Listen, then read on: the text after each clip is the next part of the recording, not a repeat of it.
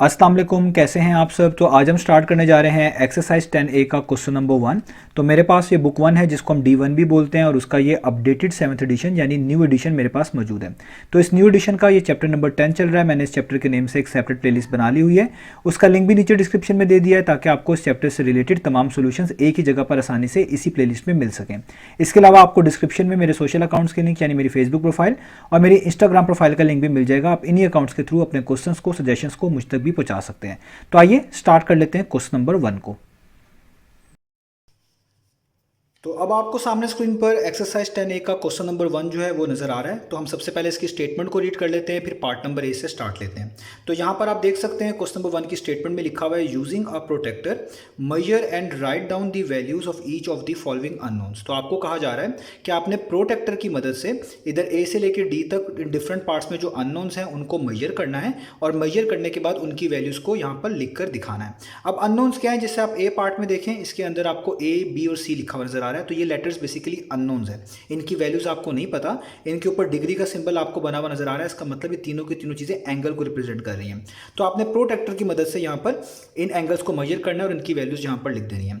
इस तरह B part में देखें, डी और ई अननोन है, इनको आपने प्रोटेक्टर की मदद से, जिसको आप डी भी बोलते हैं, उसकी मदद से आपने मेजर करना है। सी पार्ट में एफ और जी को मेजर करना है और डी पार्ट में एच, आई और जे को मेजर करना है और इनकी वैल्यूज को यहाँ पर लिख देना है। अब ये हमारे पास होता है प्रोटेक्टर, आप लोग जानते हैं, इसको हम डी भी बोलते हैं। आप पहले थोड़ा सा इसके बारे में जान लें ताकि आपके लिए चीज़ें आसान रहें। अब इस प्रोटेक्टर के अंदर आपको ये जो लाइन नज़र आ रही है जो बिल्कुल स्ट्रेट ऊपर जा रही है इस तरह, और इसके ऊपर 90 लिखा हुआ है, तो जहाँ से स्टार्ट हुई है ये वाला एग्जैक्ट पॉइंट जहाँ पर मैं पॉइंट कर रहा हूँ, इसको बोलते हैं प्रोटेक्टर का सेंटर। ये प्रोटेक्टर का होता है सेंटर। अब इस सेंटर के राइट तरफ भी एक लाइन जा रही है, लेफ्ट तरफ भी जा रही है, इस पूरी लाइन को हम बोलते हैं बेस लाइन। ठीक है।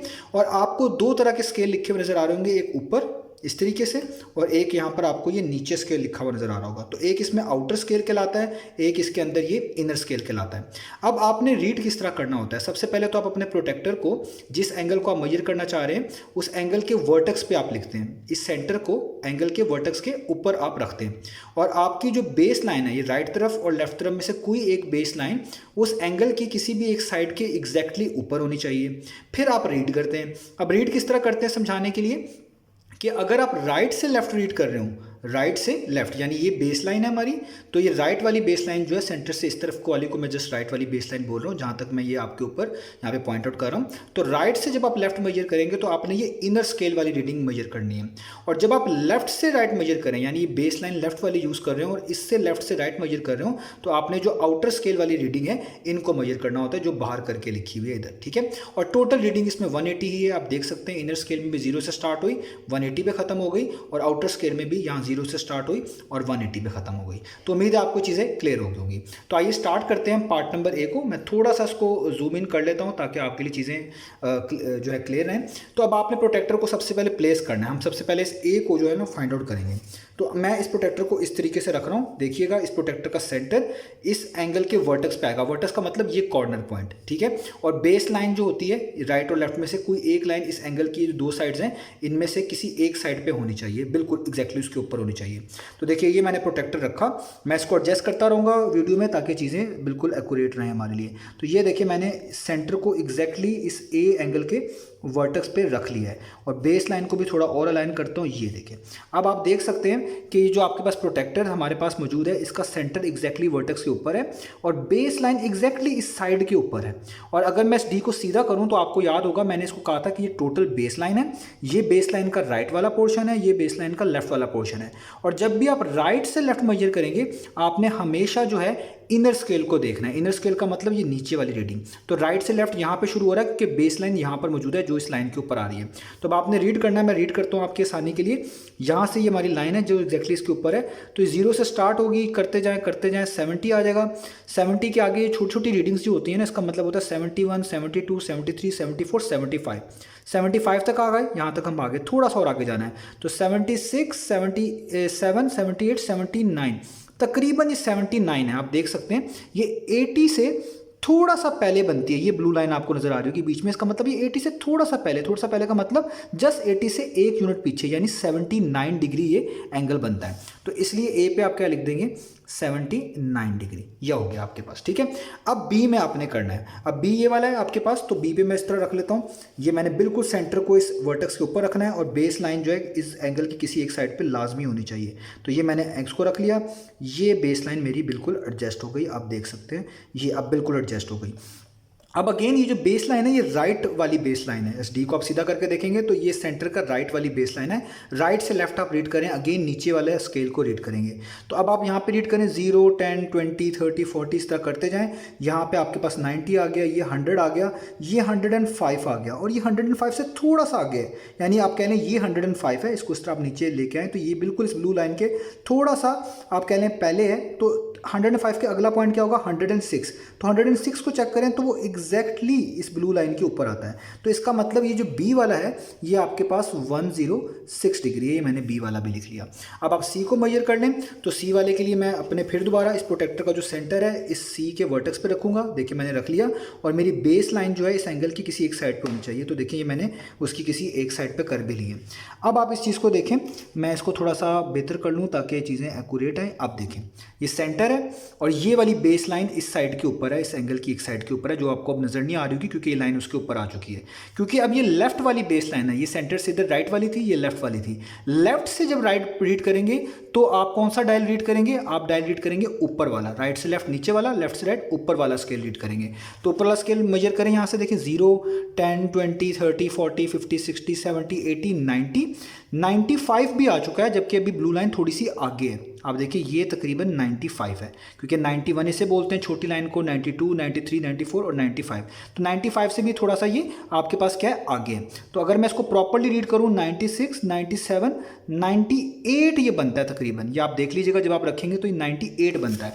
तो सी को आप बोल देंगे कि ये कितना है 98 डिग्री।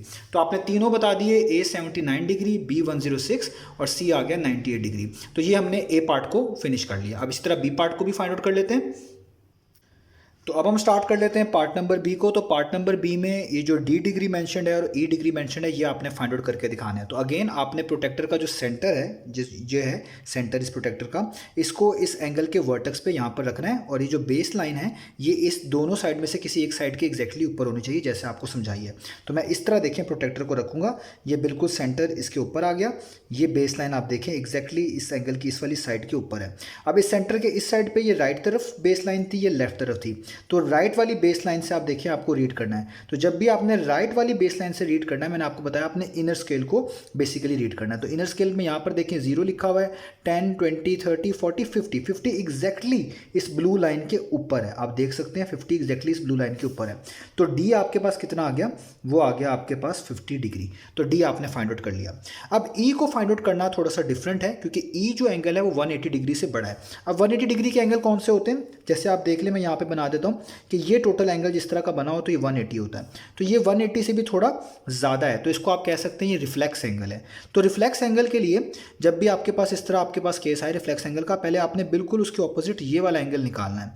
जब ये वाला एंगल पता चल जाएगा, हम इस एंगल को 360 में से माइनस कर देंगे तो हमें ई डिग्री भी पता चल जाएगा, ई वाला एंगल ही पता चल जाएगा।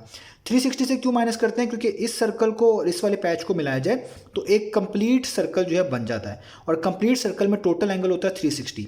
तो अगर आपको सर्कल का कोई हाफ या कोई भी पोर्शन पता चल जाए और रिमेनिंग पोर्शन निकालना तो 360 में से माइनस करके निकालते हैं। इसलिए हम ये बाहर वाला पोर्शन पहले निकाल लेंगे और इसको 360 में से माइनस करके हमें ई डिग्री के बारे में इंफॉर्मेशन पता चल जाएगी। तो आइए स्टार्ट कर लेते हैं। अब मैंने ये अगेन इस प्रोटेक्टर का जो सेंटर है, इस डी का जो सेंटर है, इस एंगल के वर्टेक्स के ऊपर रखना है और बेस लाइन में से कोई एक बेस लाइन इन दोनों साइड में से किसी एक के ऊपर होनी चाहिए। तो मैं अगर इसको यहाँ पर इस तरह रख लेता हूँ तो ये देखें जैसे मैंने रख लिया, ये अब आप देख सकते हैं मेरे पास ये तकरीबन जो है मेरे पास ये आ चुकी है इस तरीके से। मैं इसको थोड़ा सेट कर लूँ ताकि एंगल जो है हमारे पास वो होने चाहिए एक्यूरेट। अब आप देखें, ये अब आप देख सकते हैं सेंटर एग्जैक्टली जो है हमारा जो इस प्रोटेक्टर का सेंटर है इस वर्टेक्स के ऊपर है। इसकी ये वाली बेस लाइन यानी ये इसकी एक तरह की राइट वाली बेस लाइन है, क्योंकि ये इसकी जो है आपके पास लेफ्ट वाली बेस लाइन थी, ये राइट वाली थी। तो राइट वाली बेस लाइन इस लाइन के ऊपर है, तो यहाँ से रीड करना है। तो जब भी राइट वाली बेस लाइन से हमने लेफ्ट की तरफ मूव करना है तो इनर स्केल रीड करना है। अब देखिए इनर स्केल आप किस तरीके से रीड कर पाएंगे, तो आपने इनर स्केल यहाँ पर देखना है, ये ये 0 जहाँ पे लाइन थी एग्जैक्टली 10, 20, 30 इस तरह आप करते आएँ तो ये 130 आ गया। 130 से भी कुछ पॉइंट्स आगे है, ये ब्लू लाइन देखें, ये जो अगर आप नोटिस करें 130 थोड़ा पहले है, 130 थोड़ा सा पहले है, 130 से थोड़ा ज़्यादा है, 31, 32, 32 को अगर आप एग्जैक्टली देखेंगे ना तो वो इस ब्लू लाइन के मुताबिक बनता है, यानी इसको आप इस तरह एक्सटेंड करेंगे और यहाँ पे देखेंगे तो 32 बनता है। ये 130 है, ये पहली छोटी लाइन 131 है, अगली छोटी लाइन 132 है, तो ये बेसिकली 132 डिग्री बनता है। अब आपको पता चल गया ये 132 है, तो ई को निकालना बहुत आसान है। मैंने आपको क्या तरीका बताया रिफ्लेक्स एंगल में कि जब ये वाला एंगल आप निकाल लें, इस वाले एंगल को 360 में से माइनस करवा दें। तो मैं यहाँ पर आपके सामने कर देता हूँ, आप इसको लिखेंगे 360 डिग्री माइनस ये वाला एंगल 132 डिग्री। ठीक है, ये आप यहाँ पर जो है इसको करेंगे सॉल्व, ये जस्ट सब्ट्रैक्ट करना है, इसको आप 5 कर लें ताकि 10 हो जाए। 10 - 2 कितना होता है, वो होता है 8, और 5 - 3 कितना होता है, वो होता है 2, और 3 - 1 कितना होता है, वो भी होता है 2। तो आंसर आ गया 228 डिग्री। इसका मतलब ये जो ई है ये बेसिकली किसके इक्वल है, ये है 228 डिग्री के। तो ये भी हमने फाइंड आउट कर लिया। ई हमारे पास आ गया 228 और डी हमारे पास आ गया 50। अब कर लेते हैं इसका सी पार्ट। तो अब हम स्टार्ट कर लेते हैं पार्ट नंबर सी को। तो पार्ट नंबर सी में आपने जी और एफ को मेजर करना है। पहले हम जी को मेजर करेंगे। तो अगेन हमारे पास जो प्रोटेक्टर है इसके सेंटर को हम इस एंगल के एग्जैक्टली वर्टेक्स पे रखेंगे, और हमारी जो बेस लाइन है इसकी राइट या लेफ्ट में से किसी एक बेस लाइन को इन दोनों साइड्स पे जो इस एंगल की बनती है उसके एग्जैक्टली ऊपर होना चाहिए। तो अब आप देख लीजिएगा मेरे लिहाज से जो सेंटर बन रहा है वो इसका थोड़ा सा यहाँ पर करके बन रहा है, क्योंकि जैसे ही आपके पास बुक में फिगर प्रिंट हुई होगी उसी के मुताबिक आपने चीज़ों को करना है। मैं जैसा आपको रखना यहाँ पर सिखा रहा हूँ। तो अब आपने देखें मेरे मुताबिक जो सेंटर है वो तकरीबन यहाँ पर करके उन्होंने ब्लू लाइन को है मार्क किया हुआ है। मैं इसको और थोड़ा सा बेहतर बना लूँ तो देखिए ये आपके पास कह लें एग्जैक्टली जो है ये बन जाता है ये वाला सेंटर, ये मेरे पास एग्जैक्टली मेरी बुक के लिहाज से ये एग्जैक्टली सेंटर बनता है। तो आप देखिए मैंने सेंटर को एग्जैक्टली इस जी वाले जो एंगल था इसके वर्टेक्स पे रखा है अपने प्रोटेक्टर के सेंटर को, और जो बेस लाइन है वो एग्जैक्टली इस एक लाइन के ऊपर है। तो जब आपकी बेस लाइन जो ये राइट वाली बेस लाइन है यानी सेंटर है, सेंटर के राइट पे है, तो जब आप राइट से रीड करेंगे तो आपने इनर स्केल को रीड करना है। तो अगर आप इनर स्केल को रीड करें 0, 10, 20, 30, 40 और ये 40 के बाद ये होता है 45, तो 45 एग्जैक्टली आपकी इस ब्लू लाइन के साथ दूसरी वाली के साथ मैच कर रहा है, क्योंकि आप देखें यहाँ तक तो 40 है आपके पास। तो 40 के बाद ये पहली छोटी लाइन 41 पढ़ते हैं, दूसरी को 42, फिर आपके पास 43, 44 और फिर ये होती है 45।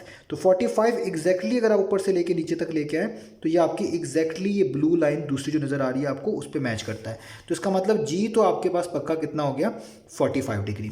अब इसी तरीके से आपने एफ को करना है। तो मैं अपने सेंटर को दोबारा से मेजर करूँगा कि मेरा सेंटर कहाँ पे है। अपने प्रोटेक्टर को बिल्कुल इस एफ वाले डिग्री का जो वर्टेक्स बनता है ये कॉर्नर उस पर रखूँगा, और ये बेस लाइन में से ये लेफ्ट वाली बेस लाइन इस एग्जैक्टली इस वाली ब्लू लाइन के ऊपर होनी चाहिए। तो और इस तरह होनी चाहिए कि मुझे ब्लू लाइन दिखे ना। अगर मुझे ब्लू लाइन दिख रही है तो इसका मतलब है मैंने अपने सेंटर को ठीक तरीके से नहीं रखा हुआ। तो ये मैं इसको जो है तकरीबन अभी भी सही तरह एडजस्ट कर लूँ, क्योंकि मुझे अभी भी ब्लू लाइन जो है क्वाइट विजिबल है। तो ये मेरे पास जो है आप कह लें अब मैंने चीज़ों को मैनेज कर लिया है तकरीबन। तो अब आप देख सकते हैं मैंने बिल्कुल सेंटर पे रख लिया।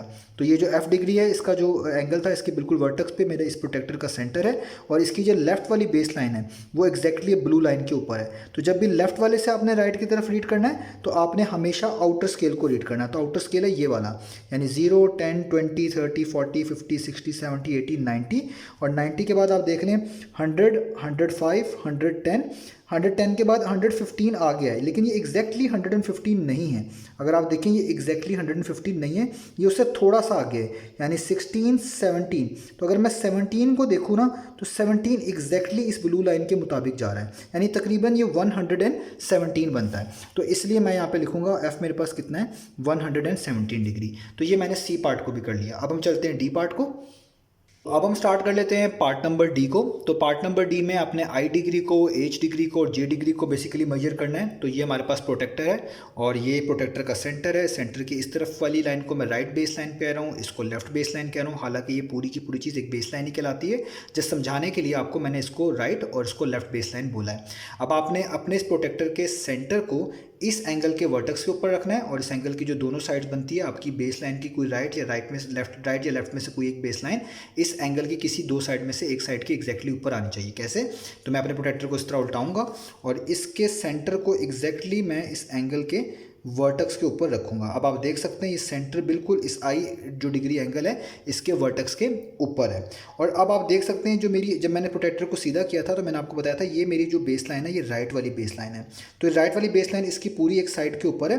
तो आपने राइट से लेफ्ट की तरफ रीड करना है। तो जब भी राइट से लेफ्ट की तरफ रीड करते हैं तो आपने इनर स्केल रीड करना होता है, यानी ये वाली वैल्यू जो अंदर लिखी हुई है, 0 ये आउटर है, ये इनर है। 0, 10, 20, 30, 40, 50, 60, 70, 80, 90। और देखिए ये जो ब्लू लाइन आपको अभी भी नज़र आ रही होगी यहाँ पर, तो ये अभी भी 90 से आगे है। और कितना आगे है, तो अगर मैं यहाँ से रीड करूँ 91, 92, 93, 94, तो तकरीबन ये 94 बनती है। अगर आप 94 से इसको बिल्कुल स्ट्रेट लेके आएँ तो ये पूरा ब्लू लाइन के ऊपर आती है। इसका मतलब आई जो है आपके पास वो 94 डिग्री है। ये आपने फाइंड आउट कर लिया।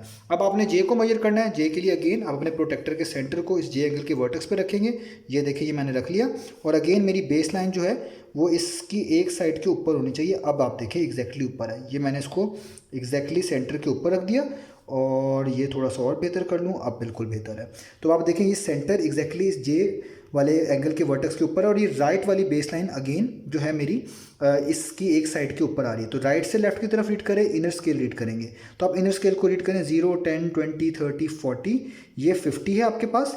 और ये अगर आप नोटिस करें 55 से थोड़ा सा आगे लग रहा है, ये 55 है। ये देखें ये 50 छोटी वाली रीडिंग को, छोटी वाली लाइन को पढ़ते हैं 1, यानी 51, 52, 53, 54, 55, ये पूरा 55 है। अगर आप देखें ये अभी भी एग्जैक्टली मैच नहीं कर रही, इससे एक यूनिट आगे जाएं, यानी एक आगे जाए तो 56 बनता है। तो 56 एग्जैक्टली इस ब्लू लाइन के मुताबिक आती है।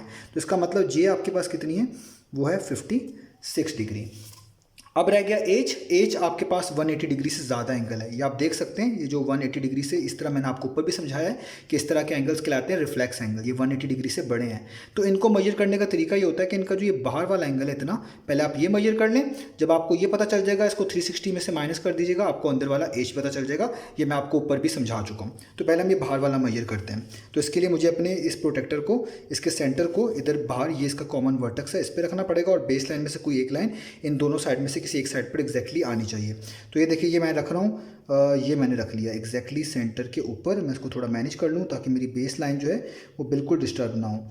तो मैं इसको थोड़ा सा बैलेंस कर रहा हूँ ताकि मुझे आपके पास चीज़ें, ये अब आप देखें तो ये मेरा प्रोटेक्टर का सेंटर इस वर्टेक्स के ऊपर है। और इसकी आप देख सकते हैं ये लेफ़्ट वाली बेस लाइन इसकी एक साइड के एग्जैक्टली ऊपर आ चुकी है।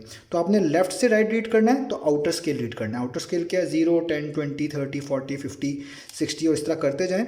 तो आप देखें यहाँ पे 110 आता है, ये 115 हम बोलते हैं। और 115 से कुछ आगे यानी 116, 117, तकरीबन 117 आप देखिए ये बनता है, यहाँ से लेके यहाँ तक ये 117 बनता है। तो इसका मतलब बाहर वाला कितना हुआ, वो हुआ 117 डिग्री। और तरीका मैंने आपको बताया हुआ है कि जब आपने रिफ्लेक्स एंगल में इस तरह का सिनेरियो आपके पास आ जाए तो आपने इन साइड वाले एंगल को किस तरह निकालना है, आपने कोई एक निकाल लेना है और उसको 360 में से आपने क्या कर देना माइनस, तो आपके पास दूसरी वाली साइड आ जाएगी। तो एज निकालने के लिए आप क्या करेंगे, आप जस्ट यहाँ पे 360 लिखेंगे, क्योंकि टोटल ये सर्कल बन जाता है। टोटल सर्कल में 360 डिग्री का एंगल आता है। अगर आपको कोई एक पोर्शन पता चल जाता है, दूसरे के निकालने के लिए 360 से माइनस कर देते हैं। और 360 में से माइनस कर दें इस वाले एंगल को जो आपने निकाला, जो कि 117। तो ये 5 हो जाएगा, ये 10 बनेगा। 10 - 7 कितना होता है 3, 5 - 1 कितना होता है, वो होता है आपके पास 4, और 3 - 1 कितना होता है 2, यानी 243। तो इसका मतलब जो एज है आपके पास वो कितना है, वो है 243 और ऊपर डिग्री का सिंबल। तो ये आपने एच भी फाइंड आउट कर लिया। तो इस तरीके से ये तमाम के तमाम पार्ट्स करने थे। तो मैंने, मेरे पास जो प्रोटेक्टर मौजूद है और जिस तरह ये चीज़ें मौजूद थी, मैंने उसी के लिहाज से मेजर करी हैं। जब आप मेजर करेंगे आपने अपनी चीज़ों का ख्याल रखना है। तरीक़ाकार मैंने आपको बता दिया है। कोई आप कह लें छोटा मोटा डिफरेंस हो सकता है, उसमें इतना इशू नहीं है, लेकिन कोशिश करना है कि आपकी बेस लाइन और सेंटर इनमें कोई इशू ना हो और प्रोटेक्टर भी आपका एरर फ्री हो। अक्सर औकात जो प्रोटेक्टर होता है, जिसको आप डीबी बोल रहे होते हैं, इसमें भी एरर होता है, इसकी वजह से भी थोड़ा बहुत फ़र्क आ रहा होता है। बाकी चीज़ें कोशिश करनी है क्लोज टू परफेक्ट हो। तो उम्मीद है आपको ये तमाम पार्ट समझ आए होंगे। इंशाल्लाह अब नेक्स्ट वीडियो से मिलेंगे बाकी सॉल्यूशंस के साथ।